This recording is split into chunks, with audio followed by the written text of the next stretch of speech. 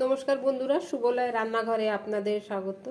আজ বানাবো আমি কাতলা মাছের ডিমের বড়ার রেসিপি। নিয়েছি এখানে 250 মতন হচ্ছে কাতলা মাছের ডিম, লবণ আন্দাজ মতন, বেসন 2 চামচ নিয়েছি, হলুদ গুঁড়ো নিয়েছি, 1 চামচ আদা রসুন বাটা নিয়েছি। এদিকে একটা সসপ্যানে গরম জল বসিয়েছি, জলটা ফুটছে, দিয়ে দেবো লবণ, দেবো অল্প হলুদ গুঁড়ো, দেবো 2 চামচ ভিনিগার। এই মাছের ডিমটাকে এতে দিয়ে দেবো।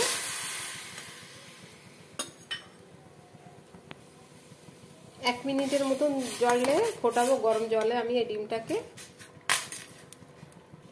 গরম জলে ফুটিয়ে দিলে এই কাঁচা গন্ধটা বেরিয়ে যায়, একটা ডিমে যে আষ্টে আষ্টে গন্ধটা থাকে ওটা চলে যাবে।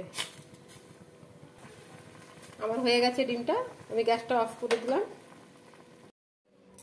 ডিমটা ঠান্ডা হয়ে গেছে, আমি একটা বড় বাটিতে নিয়েছি। দিয়ে দেবো 3টে কাঁচা লঙ্কা,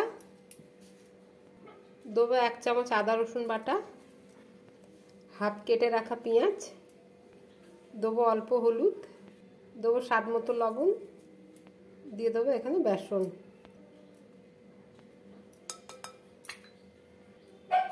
এবার আমি ভালো করে মেখে নেব।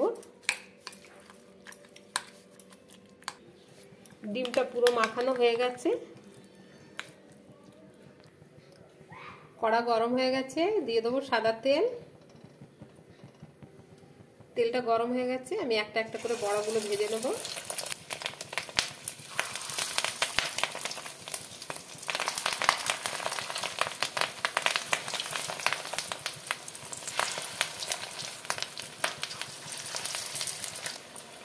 এবার এই বড়াটা ভাজা হয়ে গেছে, আমি তুলে নেব।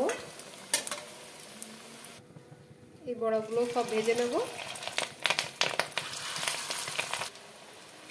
এই বড়াটাও ভাজা হয়ে গেছে, আমার সব বড়া ভাজা হয়ে গেল। এই তেলে আলুটা ভেজে তুলে নেব।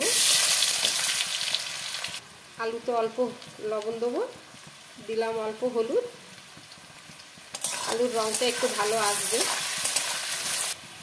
আলুটা লাল করে ভাজা হয়ে গেছে, আমি আলুগুলো তুলে নেব। ফোড়নে দেব অল্প 5 ফোড়ন। 5 ফোড়ন দিলে ফ্লেভারটা ভালো আসে। দিয়ে দেবো কেটে রাখা পেঁয়াজ, এটা আমি একটা পেঁয়াজ দিয়েছি।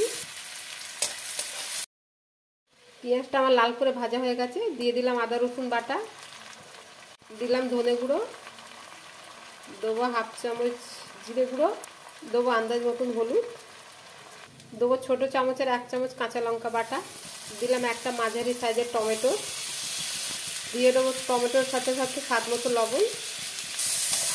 ভালো করে মশলাগুলোকে কষাবো। মশলাটা ভালোভাবে কষানো হয়ে গেছে, মশলা থেকে তেল বেরিয়ে এসছে। দিয়ে দেবো ভেজে রাখা আলু।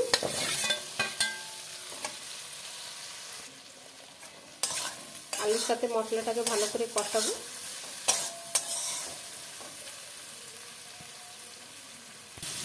দিয়ে দেবো জল, 2 বাটি মতন জল দিলাম। ঢাকনা লাগিয়ে আলুটাকে সেদ্ধ হতে দেবো। আলুটা সেদ্ধ হয়ে গেছে, দিয়ে দিলাম এই যে মাছের ডিম ভেজে রাখা। 2-3 মিনিট মতন ফুটতে দেবো ঝোলে। আমার মাছের ডিমের রেসিপি হয়ে গেছে।